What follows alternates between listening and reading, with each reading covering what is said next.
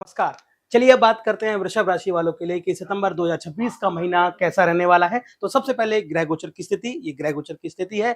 यहाँ पर देखने वाली बात ये है कि आपके थर्ड हाउस में गुरु और मंगल है, फोर्थ हाउस में केतु है और सिक्स्थ हाउस में शुक्र है, 11th हाउस में शनि और 10th हाउस में राहु है। ये जो स्थिति बनती है ये आपके लिए कैसी रहने वाली है पूरे महीने। तो सबसे पहले मैं आपको बता दूं कि जो थर्ड हाउस में आपके लिए गुरु और मंगल की संयुक्त युति बन रही है, ये आपके लिए बहुत अच्छी रहने वाली है। छोटी-छोटी यात्राएँ आपको कराएगी, पराक्रम आपको देगी और आपके भाइयों का भी सहयोग आपके ऊपर बना रहेगा, क्योंकि यहाँ से साहस, प्रयास, संचार, मार्केटिंग और छोटे भाई-बहनों का प्यार देखने को मिलता है। और अच्छी बात ये है और गुरु और मंगल यहाँ पर आपको एनर्जी से भरी परिपूर्ण कर देंगे, भर देंगे, तो आपके लिए यहाँ पर बहुत अच्छे रहने वाला है। यानी आपको साहस, प्रयास, संचार, मार्केट और छोटे-बड़े भाई-बहनों से आपका प्रेम बना रहेगा। और अब मैं बात करता हूँ कि यहाँ पर जो शनि देव हैं 11वें भाव में, ये आपके लिए क्या कर रहे हैं? ये भाव है लाभ का और लाभ के भाव में आ गए हैं शनि महाराज। लेकिन आपको एक बात मैं बता दूं, शनि के साथ अच्छी बात ये है कि वो कर्म का फल देते हैं। आप जिस तरह का कर्म करते हैं उस तरह का फल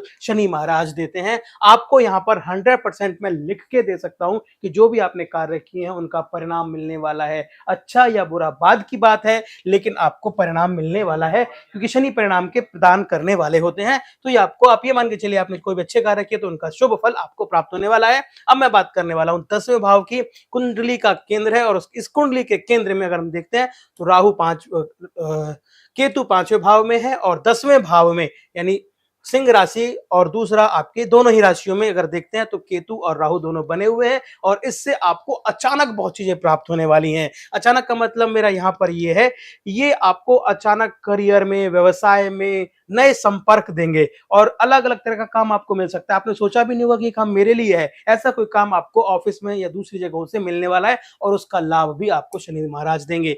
यानी आपको नए अवसर प्रदान होंगे, इस बार नए अवसर प्राप्त होंगे जिससे आपको फायदा मिलने वाला है। चौथे भाव में केतु के हो जाने से क्या होगा? घर, परिवार, संपत्ति, मानसिक स्थिति में आपको उदासीनता बनी रहेगी, क्योंकि केतु भाव है एकाकी का, क्योंकि केतु भाव है अकेलेपन का, आध्यात्मिकता का। आप इस भाव में अकेला फील करेंगे, चाहे आप पूरे परिवार के साथ भी हैं तो भी आप यहाँ पर केतु के आ जाने से अकेला फील करेंगे।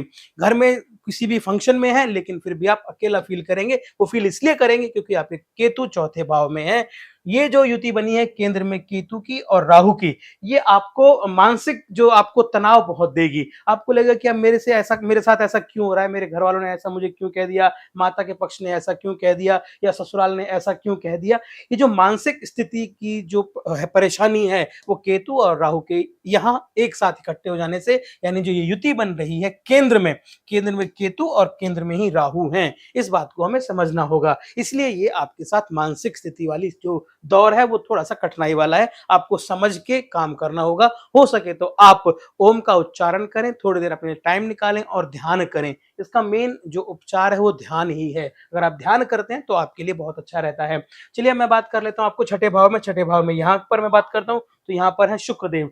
तो शुक्रदेव यहाँ पर ना शत्रुओं पर विजय प्राप्त कराएँगे आपके, ये पक्का है। अगर आप नौकरी में हैं और आपको लगता है कि यार ये मेरे पीठ पीछे मेरे कान भर रहा है मेरे बॉस के, तो उस केस में आपको यहाँ पर जीत दिलाएँगे। वो हार जाएगा और आपकी जीत पक्की है।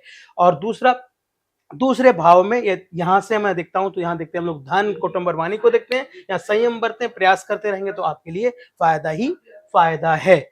ये दूसरी राशि में वृष राशि के बारे में बात करने वाला हूँ और आगे मैं अगली राशियों के बारे में बात करूंगा, लेकिन वृष राशि के लिए मैं बता रहा हूँ। और केंद्र का जो मेन है, यहाँ पर मेन केंद्र ही है जो केतु और राहु से भरा हुआ है। सूर्य की स्थिति की बात करते हैं तो सूर्य 17 सितंबर से पहले कन्या राशि में है और उसके पहले सिंह, ये यहाँ पर सूर्य है और बाद में यहाँ हो जाएंगे सूर्य। तो सूर्य सिंह राशि में है और उसके बाद वो कन्या में चले जाएंगे। तो ये आपके लिए पॉजिटिव साइड्स ही लेकर आ रहा है, क्योंकि सूर्य का गमन आपके लिए पॉजिटिव है। तो इस मेन मुख्य है आपको जो देखना है इस वाले महीने के लिए, सितंबर के लिए, जो आपको देखना है केतु और राहु की स्थिति है जो आपके केंद्र में योग बनाती है, जिसमें क्या हो रहा है कि फोर्थ हाउस में केतु हैं और 10th हाउस में राहु हैं। और बाकी चीजें आपके लिए मनमुफिद रहने वाली हैं। बस थोड़ा सा आप संयम रखें, कोई भी काम धैर्य के साथ करें तो आपको अच्छे फल की प्राप्ति होगी। स्वास्थ्य की बात करते हैं तो स्वास्थ्य में तनाव आपको रह सकता है और अनियमितता, कोई भी चीज अचानक जब प्राप्त होती है तो अनियमित हो जाती है। जैसे आपकी शिफ्ट आज कुछ है, कल कुछ है, परसों कुछ और है और वो अचानक से बदलेगी तो आपको थोड़ा सा परिवर्तन यहाँ होने को देखने को मिलता है। दूसरा जब केतु 4th हाउस में है तो परिवार में मनमुटाव, जैसा मैं बता रहा था, आपको धैर्य रखना है, इस बात का हमें विशेष ध्यान देना है।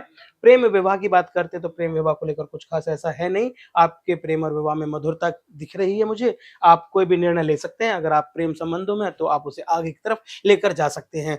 तो करियर में राहु दशम भाव में है तो दशम भाव में बदलाव का सूचक होता है, तो आप हो सकता है कि इस महीने आप नौकरी भी बदल सकते हैं। ये ओवरऑल महीना आपके लिए शुभ है। बाकी कुछ और आप जानना चाहते हैं ग्रह गोचर की स्थिति के हिसाब से, तो आप मुझसे कनेक्ट हो सकते हैं। कनेक्ट करने के लिए आप अपना नाम, नंबर और दूसरी चीज़ें जो आप पूछना चाहते हैं मुझे डीएम कर दें। मैं कोशिश करूँगा कि आपके सवाल का जवाब दे सकूँ। वीडियो में अंत तक बने रहने के लिए आपका बहुत-बहुत धन्यवाद। नमस्कार।